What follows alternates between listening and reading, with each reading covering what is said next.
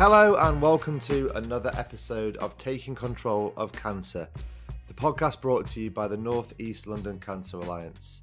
Now this week we've actually got two episodes with Toby Freeman, who is the founder and CEO of the Robin Cancer Trust. Now Toby set up the Robin Cancer Trust after the death of his older brother, and in episode 1 of our two-parter, we're talking testicles and we're talking about the impact of losing someone so close to you, something that I've got a lot of personal experience of as well. In episode 2, we'll go a little bit deeper into the work that Toby does with the charity and the impact it's had on his family. But for now, let's take a listen to episode 1.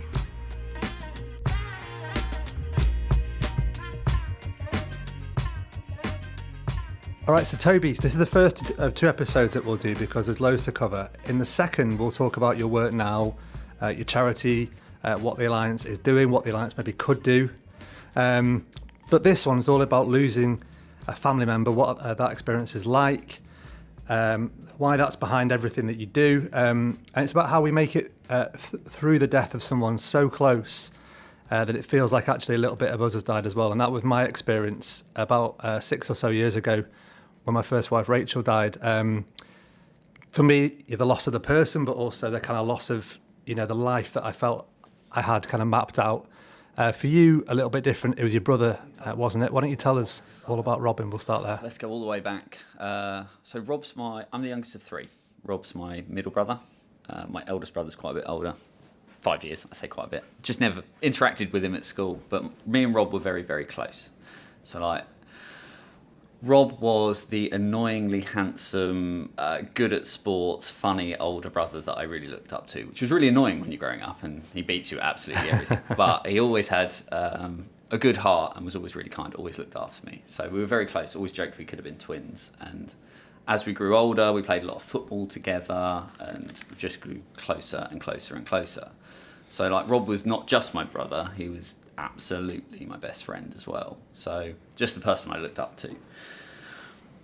As we got older, so I'm 21, he's 23. The Christmas time, Rob started having a cough, but you don't think much of a cough when you're 23. He was working, going towards his career. He was at university. He was super fit, super healthy. Again, annoyingly so, as I'm a 21-year-old that likes to drink. I remember him complaining, I could only run 2 miles this morning. And I'm sitting there probably hungover going, 2 miles in the morning, what are you doing? But he didn't drink or barely drunk, didn't smoke, anything like that. So very health conscious. And the only guy I knew who actually checked his testicles as well. So I remember him going to the doctors because he found a lump. It was just a cyst. But who checks their balls off their own back? Did you? No, not at all. Completely oblivious to life. I would say I was very much coasting while Rob was very much set on what he wanted to do. He wanted to get his career, have a good job, be a dad. That was Rob. But Christmas time, got this cough, ignored it, lots of nagging. There was lots of, Be Clear on Cancer had come out and been cough for 3 weeks or more, you should go to the doctors. And he was yeah, okay, fine. But it was the January time that he came home and had a massively swollen red arm. And we were that's not normal, is it? Went up to the doctors, probably virus, come back. Next day, still loads of pain, big red arm. Mum rushed him up to the hospital and they were you need to be in. They did a blood test. After a week of going, what could this be? Rob was diagnosed with a mediastinal germ cell tumour. We were pulled into that little room. We were thinking pneumonia, maybe. Yeah. We're not a cancer family. Yeah. We're the diabetes and heart disease family. That's our jam. But no one's ever had cancer, and Rob's the fittest and the healthiest out of all of us. And you get pulled into the little side room, and you're okay, pop culture tells me this is not a good thing. Yeah. And you've got a doctor there looking very upset. Yeah, the nurse is looking stern in the corner. Yeah. You've got all the ingredients there for a bad news. Absolutely. And you sort of, how bad is this going to be? And I remember it was Mum, Rob, me, and she said, Rob, you've got mediastinal germ cell tumour. A bunch of words that means absolutely nothing to us. I was going to say, breast cancer, maybe even prostate cancer, some of the cancers that we know that are, a bit more familiar. Yeah. That would mean nothing to, I reckon, anybody outside of NHS medical people. To the point where, so Rob went silent Mum was shaking and crying because I think she knew what that meant without maybe understanding it. And I just went, is that cancer? And they're like, yeah, this is cancer and it's late stage and we need to rush you up to a specialist in London. None of that's obviously good news. So you're like, your whole world just crumbles around you. So you go, you come out of that room. I remember Dad was on his way back, so I had to go pick him up from the train station, drive him so that they could tell him. I'm sitting there in the car going, I know this news, Dad doesn't know this news. And then the family gets together and you got a weekend before you can go up to the specialist. You're like, what do we do? Order Domino's and put Family Guy on? Do you know what I mean? It's just like you're sitting there in this world of trying to assimilate this information where your world's been flipped upside down. You're just scrambling for some normality. And for us, that was Domino's and Family Guy because you just like base level, I bet you can remember exactly, what Family Guy episode that was and kind of everything going on in those moments. Yeah, and because you're just staring and everyone's sitting there munching, just like you're all in it together. But I feel like I could talk about this all day, and I know we've got to go into it, but no, keep going. Rob was up in Barts, who were absolutely incredible, but that was really far away as well. So we're in Colchester. Yeah. So Rob's treatment, he was taken away from his support network, his friends. Rob never really came to terms with the diagnosis. He really withdrew within himself. My mum was his absolute champion, and I've got to thank the charity, St Bart's and the London charity. They put my parents up for the whole year in accommodation so that they could be up there with him. But for the family, we were completely split through this. So Rob went up, had grueling treatment. He had several rounds of chemotherapy, was on a clinical trial. And you watch your brother go from Rob to different versions of Rob all the way through, and you go through the roller coaster of you're in treatment, you're out of treatment, he's back home for a little bit, something goes wrong, you're up at the hospital. You watch your parents go from parents to caregivers, which is a really weird dynamic shift. You watch the family all grieving in their own different ways, which we can get into because that grief hasn't stopped. And it's been difficult navigating that as a family unit. But Rob went through the mill with it. It was good news, bad news. You're trying to shrink the tumour, which was, I should say, a grapefruit-sized tumour in his chest. The mediastinum is a chest tumour. That's what they found initially when they... Yes. That's what had been obviously causing the cough. That's... pushing on his lungs. Been sat there without him having any knowledge. Any knowledge at all. Just being a bit fatigued. What we realised was Rob, when he was... because he was out of the house, living out of the house, he was having night sweats, he was fatigued, and he'd had a sudden change of bowel habits. But he'd been dealing with all of those things as individualised things, like the night sweats are stress, fatigue is just stress and overwork, and then the change in bowel habits is just, we're a family with IBS and we all have dicky bellies. Not connecting any of those dots. And wanting to maybe admit that he was ill, so it got to a really late stage. Do you think he may be suspected? Because there's something Angela from the Alliance said on a previous episode. She said that most of, I can't remember if she said men or most of the people that get diagnosed, they know. There's something in them that knew there was something wrong, but they just didn't want to admit it. And then when they're told their diagnosis, they know. And I think that adds to it's sort of only a shock for the people on the outside. The people who get the diagnosis, quite often, they're like, I suspected something serious might have been wrong.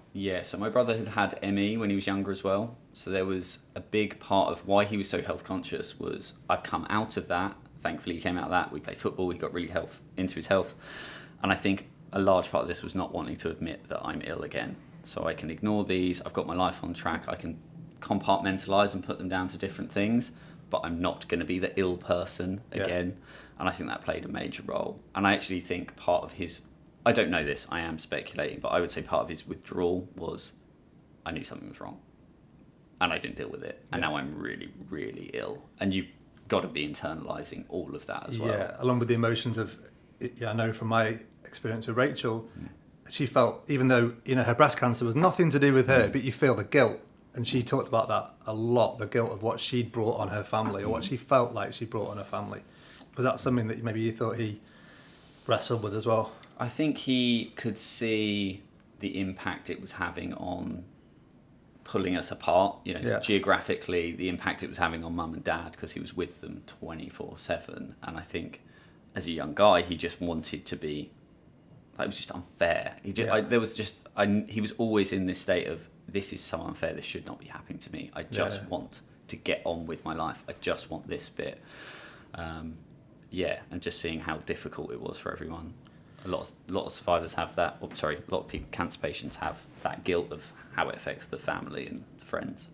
So how long was he in treatment for? How long between a diagnosis and his death? So we had 10 months, right? And that was 7 rounds of chemo, a stem cell transplant from my eldest brother, who was a perfect match, which didn't take, which obviously you can understand how difficult that would be for my eldest brother as well, going from, I can save my little brother, to that failing. And we got to the point where the chemo was so aggressive, and we were warned about this, that it could give my brother leukemia. So he had pre-leukemic cells, so he's moved to a different ward and isolation, and eventually it just got to a place where there was nothing my mum could do, and that was just before that was just before Halloween. I remember I worked in a bar at the time, not living a very healthy lifestyle, and telling my boss as we were preparing for Halloween, I need to quit my job right now. And I got told, I was on my way back from two mum and dads. They'd had a hospital appointment, and I knew it was a pivotal hospital appointment. It was like, they're either going to say really bad news, or we've got this last thing that we can do. And I was in the co-op looking at the mum had asked me to pick up some orange juice. So far removed. Picking up some orange juice. He was in a phone call from mum, literal survival mode up in London. Are you close? And I was working 90-hour weeks as a bar manager, so we weren't. My brother's dying. Talking too much. So when we were coming back, it was almost, let's try and be normal. Let's get your friends around. Let's chat. Let's just talk about anything other than cancer. Let's watch a load of American Dad and Family Guy. Not sponsored this episode, I promise. But that's what it was. It was that, we're talking 2011. So I don't recall loads of the conversations that we had. They all blend into one. Lots of the appointments with different doctors, lots of the scan results. I can't remember exactly. Have a laugh, a lot of timelines. And then it'd be something would happen. It'd be whisked off. That last conversation where. It wasn't really until said she's got days he was told he was live. terminal. I can remember that these really like it was yesterday. I can see him again, burning memories in your brain. He didn't break down too much, which was interesting. He withdrew, but I can remember the conversation where he broke down and said all I wanted to be was a dad, and I was just like that. Me and my brother just broke us completely. But it was just like he just withdrew, allowed mum and dad to be his buffers, especially my mum. Just with every hospital appointment, everywhere she was by his side. And then once he was told there was no more time, and that kept getting shorter and shorter and shorter. You're trying to cram in memories. You're trying to get. What did your brother talk to you about? My brother took him to a gig up in London. He was clearly on some good drugs. He remembers a light show that didn't happen at all. There's nice stories to come out of it. We went to the zoo. We had a zookeeper experience. He got to have one last conversation with all his friends, tell them how much they meant to him, and ask them to be coffin bearers and stuff. He planned his own funeral.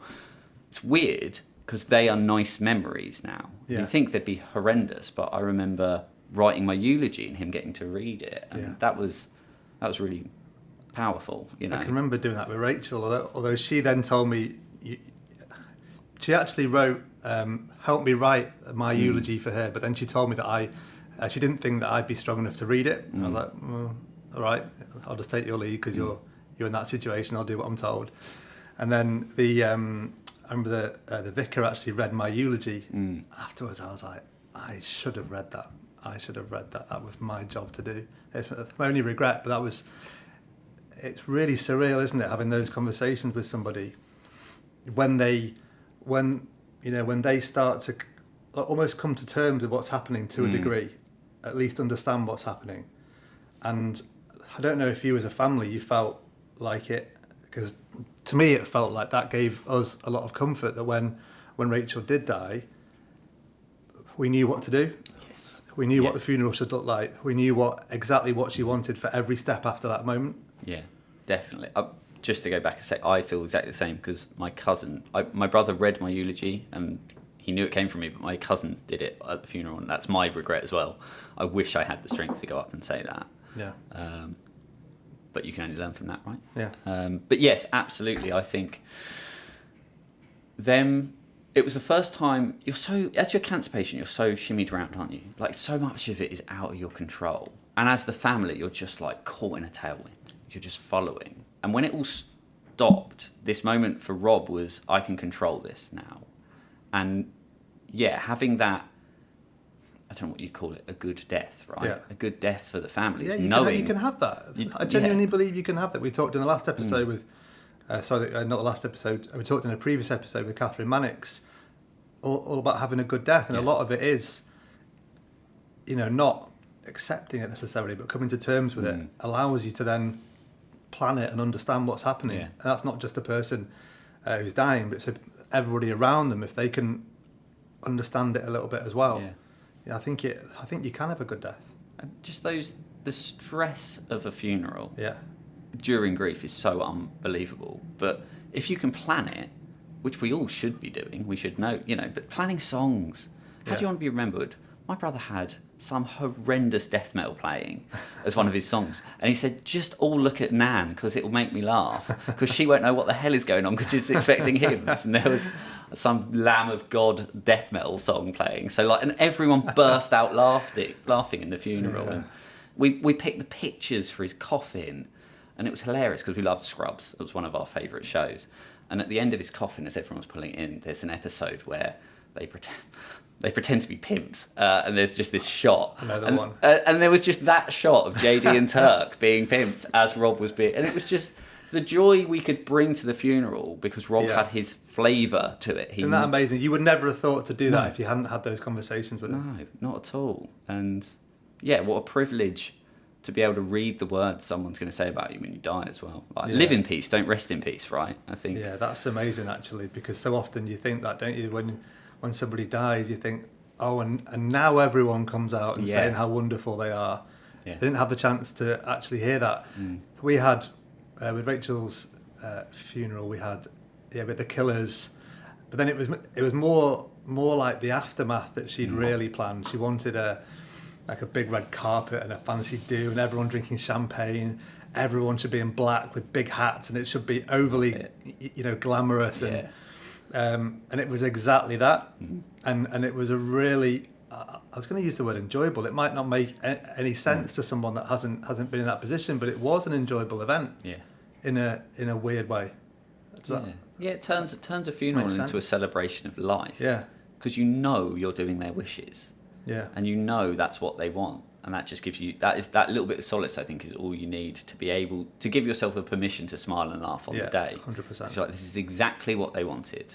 This is what we're talking. This podcast is called "Taking Control of Cancer," and these are some of the ways that even at the end, even when treatment might not have worked, and someone is facing death, you can still take control of bits. There are still things that we can all do, even in that situation, to exert a little bit of control back, and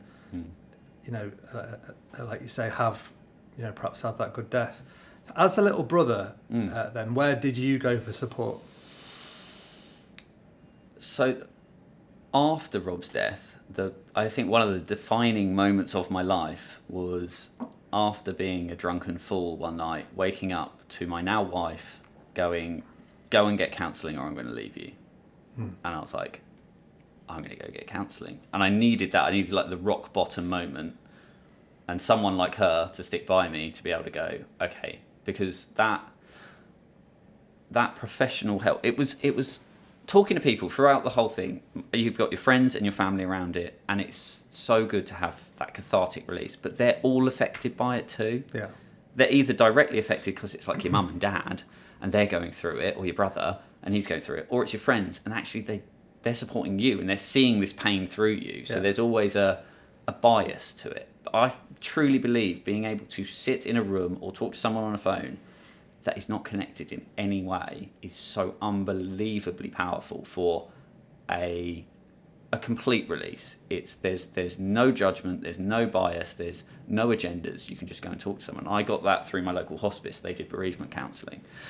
And I only had 6. I remember literally going in and just crying for an hour. And then the next time I cried for 45. Then it was 30, 15. By the last 2, we were just chatting. And he literally turned to me and was like, you can have 6 more free sessions. I was like, yeah. I was a bit reticent. And he went, I don't think you need it, but we're here if you ever need to come back. And I was like, oh, wow, I've got a safety net. And I wish I'd seeked help, and that was probably out there, but I wasn't in the frame of mind to find it, and it was never shoved in my face. And we can talk about how organisations can provide that, maybe. Yeah, do you mean like before he died? I was never offered anything. Like, I wish I'd had some mental health support during that whole year, because I was just off the rails. I mean, I just went and drank myself into a stupor because I worked in a bar. But do you think even if you have been offered that support in that situation, given the mindset of watching your brother going through this, do you think, what would it have taken for you to be as proactive as you obviously were after he died? Would it have been a harder decision before he died? Yeah, it would have been harder.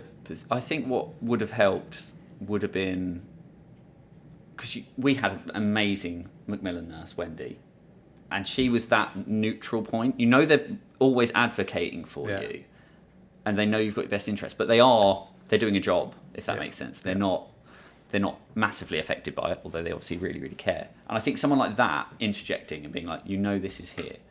It's that old adage of you don't listen to your friends and family, but you listen to a doctor. And I think that would have really, some intervention from someone in a position of authority, as I would have perceived it, would have really helped. It's a tricky one, isn't it? Because I sometimes think about this, and I definitely didn't feel like I had any support. I mean, my friends, really tried to support, but didn't really get it. None of them have been through that situation. They were there for me, but perhaps didn't understand, and why would they? I wouldn't want them to understand. It was a terrible situation. Yeah. But then the other side, like I said, Rachel had this guilt, and I was desperate to not let her see, and that I was having a tough time, because I worried that would build more pressure on her, and she'd start to feel more and more and more guilt. And so I just kind of head down, ploughed on through, went to every appointment, just was there. Similar to like I always say about your mum, it became the carer, became everything. I was like refusing help from other people just because I wanted to do it all. And I think I didn't realise the toll it took until afterwards, after she died. And a friend said to me, you looked really ill. While she was ill, you looked really ill. You'd put on weight, you weren't exercising, you weren't sleeping. You just looked unwell. But people don't like to really say that at the time, because there's enough on your plate, isn't there? But I wonder, it is a tricky one, isn't it? Because while I do think, without kind of pointing the fingers at any charities, there is definitely more that could be done for families, friends, for nearest and dearest. I wonder if a lot of people, would feel like they just don't want to accept it, while all their focus is on the person with cancer. I think that's a really good point. And I think there's part of that is you can't retroactively beat yourself up about the way you acted or didn't act. Whatever's happening, you're going through something horrendously traumatic, and you're trying to navigate it as best as possible, right? So like for you, head down into that. That was a coping mechanism, right? You're like, I'm going to control what I control, I'm going to be at everything to the detriment of my body. But how would you have actually been able to manage, like, I'm going to step out for 2 hours for counselling or whatever? Like, you mentally... I know you're having a tough time, but we'll just park your cancer for a second. Yeah. I'm off for some counselling to deal with my stuff. So there is an element of that. But I think there's definitely, because it doesn't need to be massively formal. It can be just talking to people that get it. Because like you said, you've got your friends around you and they are trying their best. And they're trying their best, but you feel so lonely. Because you're like, how would I say this without, and I mean this it just is what it is, but grief is so selfish. You're in your own head and you're trying to support other people around you, but you're like, my world is falling apart. So you can be with your mates at the pub. How dare you have normal lives? And you sort of want normality, but you sort of want everyone to be like, this is all about you, but the world doesn't work like that. So having that peer-to-peer support is really, being around people who get it, as we say in the cancer community, is so important. I think caregivers is such an important role. We can't forget about them in the support services we provide. It's so interesting. I think that this is a terrible name drop, and I do apologise for this, but I was chatting to Andrew Strauss, a famous England cricketer, whose wife Ruth died from lung cancer, and they had 2 young children at the time. And I can remember very clearly. He said to me that before she died, they were so matter of fact about it. They saw a child bereavement counsellor together before she died, and I think that must be such an amazing thing to set. And this counsellor, have actually spoken to her since as well, and her message to them was obviously a lot more complex than this. Basically, your kids will be fine. Your kids will be all right. You know, it'll be tough for them, but they'll be all right. And what an amazing reassurance to get when you're probably feeling really guilty about what you're leaving behind, to have taken that proactive step before somebody dies, and then get that reassurance in the grand scheme of things for someone that's facing the end of their life, to have that put to bed a little bit for them must be amazing to have that. Absolutely. And actually, that comes back to what we talked about in the episode with Catherine that I mentioned earlier, when we're not good at talking about death, but if we were, maybe we'd have more of those conversations before somebody died, and then create those scenarios and situations where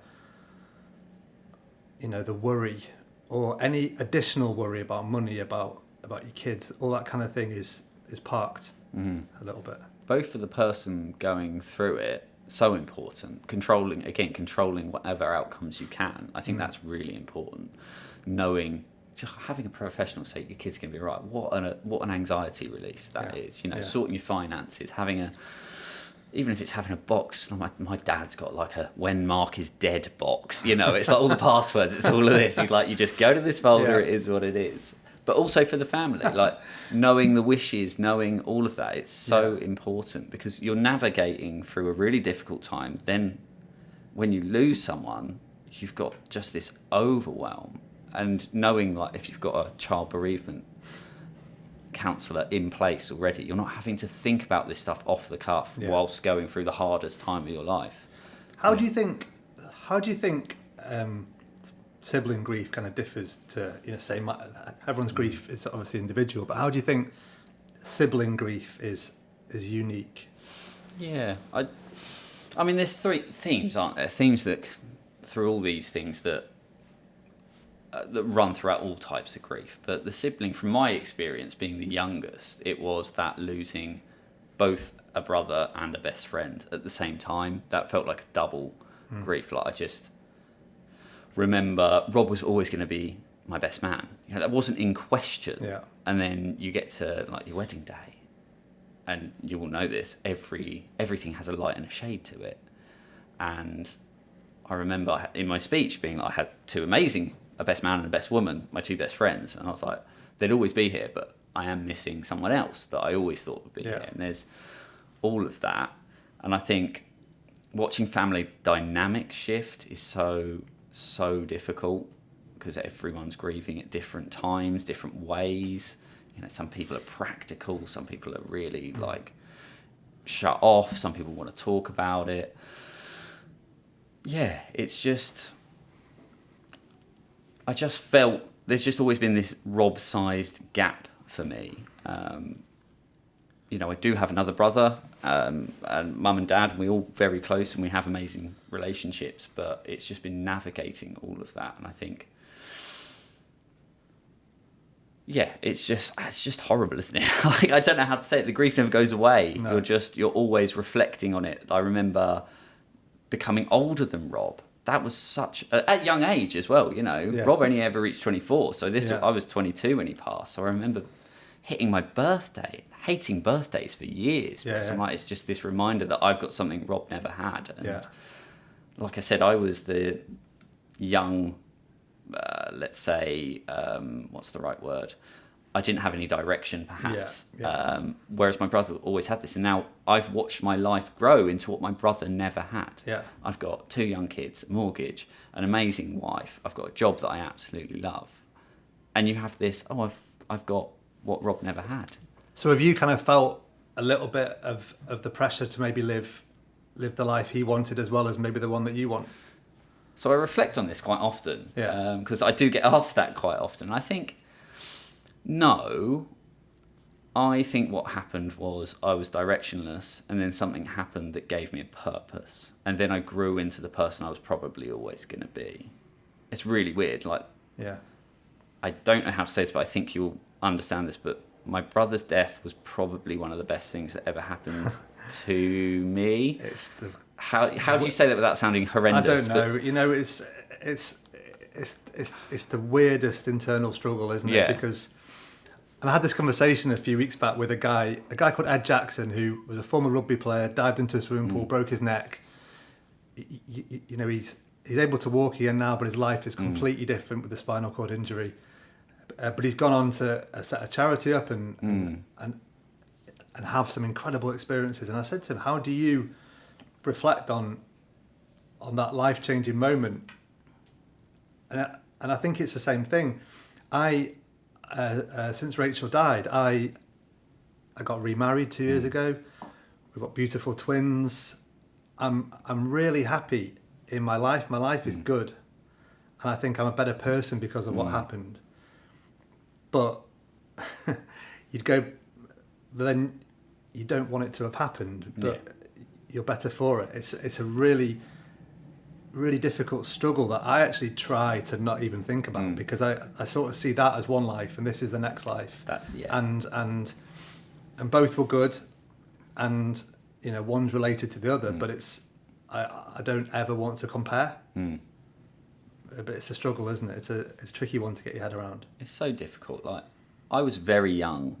You can't always reflect and beat yourself up as well. I was very young when it happened. Like, I hadn't grown. My brain was not fully formed. You know, I was 21 when he was diagnosed, 22 when he's passed. So it was literally a lifetime ago. And I think the only thing I can control is what I've done since. Yeah. Now, I'm not proud of the way I acted before Rob died, because I think I was a very silly boy and I did a lot of silly things. But I am proud of what it's allowed me to do, and mainly just the person I am, you know, my values and what I can do, because I'm sure Rob's sensibility has rubbed off on me, because I'm like, after he passed, I'm like, well, that wasn't good, was it? What can I be and who can I be? And I can only control that bit moving forward. But it does give you that, you know, when you're young and you're carefree and you're stupid and you're doing whatever you want with no sense of consequence, and then you have this moment and you go, flipping heck, all those cliches are true, aren't they? Right, yeah. Life is so short and life is so precious, and all those awful other cliches you see on key rings and all that kind of thing that you don't really ever... Steve, I live life. You don't live, love, laugh all the time. Exactly. You don't really ever appreciate these things, and it's actually sad, isn't it, that we don't properly understand these things until something really drastic happens. Yeah. Makes us stop in our tracks and go, wow, you know, it can all change like that. And for you, obviously, I mean, for me, it was, Rachel was ill for 2 years or so. For you, it was a lot quicker. I know people, it's happened in 2 or 3 days between diagnosis and death, where their life is turned upside down in an instant. And it's sad, isn't it, though, that we only sort of get to that realization when something terrible happens. Yeah. And I see this in the cancer community a lot when talking to people. They say, I feel so much more grown up than all my friends. And that's because experience breeds empathy, right? What you go through shapes you as a person and makes you more cliched in that way. Yeah. You realise all that. We've had experiences that mean the way I live my life is I'm eternally grateful for every day, and I'm incredibly aware of my own mortality. Yeah. And that is a perspective that some people don't get until way later in life. And that is great, because they probably haven't had close deaths and whatever, they haven't been ill or anything like that.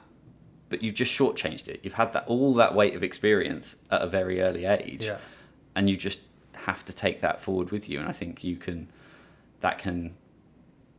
that experience can break you or make you.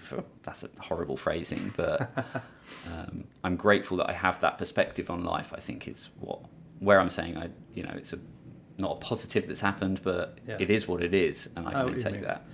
So with that, with everything that you've got in your head now, and you look back, particularly at the time before Robin died, but also afterwards, what support could you have had? What could something like an alliance, a cancer alliance, have done for you? What maybe could have been done differently?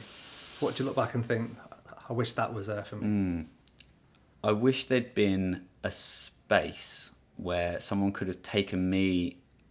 Again, it sounds selfish, but I wish someone had just taken the time to focus on like me and my brother for a bit. And been like, this is so tough for you, and here's some stuff specifically for you as well.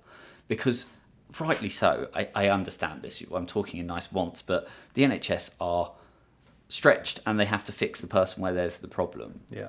But there is so much care that goes around that person from the caregivers. I wish someone had said to my mum, like, here's some ways you can be mum, just for a moment, where you're not having to be thinking about his temperature, what injections and tablets he needs. She was just full nurse mode for almost a year. You know, I wish there was a space where we could have just made it about us for a moment, just so that we understood that we were also cared for, and then you could signpost to things that could help us. I think. Yes, I have kind of the same experience and the same want, I guess, that I felt it was.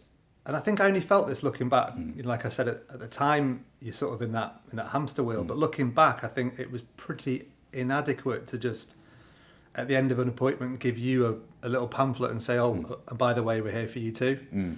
Especially because, you know, being men, we need to be spoken to, I think, and connected with in a slightly different way. We probably need a bit more proactivity, I think.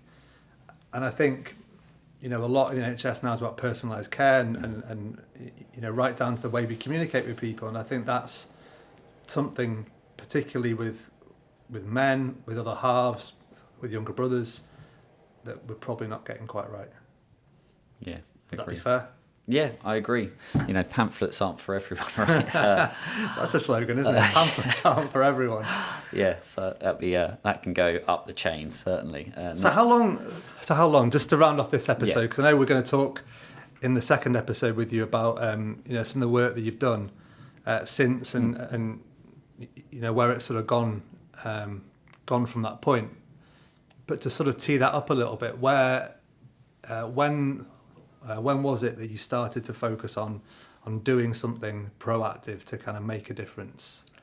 So there was apparently a conversation, I won't swear, there was a conversation around February time at the table where I announced, F this, something good has to come out of this. Yeah. My dad said that happened. I don't remember that particularly. But whilst Rob was in treatment, we realised there was nothing out there about germ cell cancer. We just couldn't find anything on the internet. And we said, if someone as health conscious, as aware of their body as Rob, and as fit and healthy as Rob, could be diagnosed with a late stage cancer, then anyone can. So there are some amazing charities out there doing support, and we were supported through those. And the research, obviously, is driven forwards, but no one, it seemed, were in schools talking to young people. And we identified that, and we just went, as I said, I'd stepped away from my job. I had a bit of time, and I remember my parents being like, "Look, live here rent free, and just if you want to do this, you do it though." Yeah. And I just head down, asked as many questions as humanly possible, and just kept asking questions until I realised there was a real need for this to be out there. And we never talked about this with Rob. I get often asked, like, did Rob, he hated his photo being taken, hated videos. So frustrating now, because you want all those things. Yeah. But as handsome as he was, he absolutely despised it. But we'd lost an uncle before we were born as well. So we knew what that was like growing up. Not that we had nieces or nephews and sibling running around. But he always said, I just never want to be a photo on the wall. Because our uncle was on the wall, you know, and we knew about him, we talked about him, but Rob was like, I never just want to be a photo on the wall, and sort of took that into, okay, if you're not just going to be a photo on the wall, we can build this, and then we can help so many more people. And I remember very, very, very specifically my dad saying, if we're going to do this, this isn't going to be a grief reaction.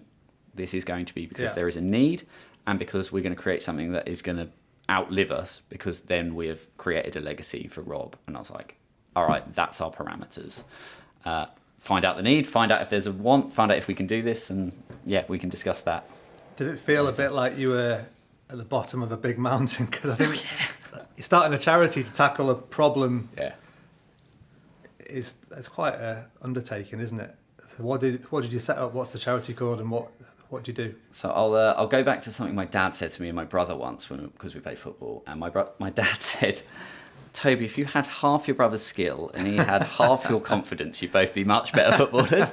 And I think I've always said, confidence and unbridled ignorance is my superpower. But you can see the scope of the problem, but you just assume you can fix it, right? Maybe. I like that though, because you don't want to overthink it too much. Right. If you start thinking about the scale of a problem, you probably never actually fix it. The great and you probably underthinker. can't fix it either, can you?